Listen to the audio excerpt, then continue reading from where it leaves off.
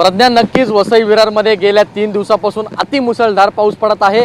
सध्या पावसाने विश्रांती घेतली आहे, पण 3 दिवसाचा जोरदार पावसाचा फटका थेट रस्त्यांवरती आपल्याला पाहायला मिळतोय।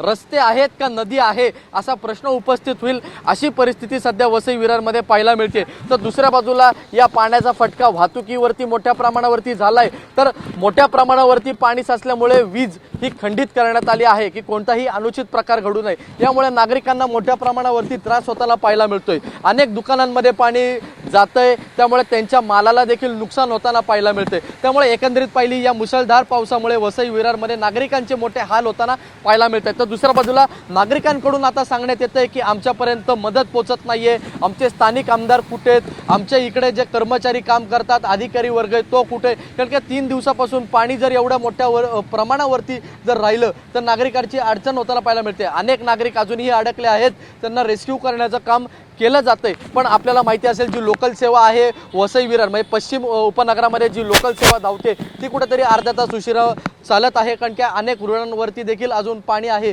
त्यामुळे हा रस्ता जो माझ्या समोरचा आहे हा मुख्य रस्ता आहे, हा रेल्वे स्टेशनच्या इकडे जातो, पण या ठिकाणी संपूर्ण बघू शकतो नदीचं स्वरूप या रस्त्यांवर आलेलं आहे। अनेक गाड्या असतील त्या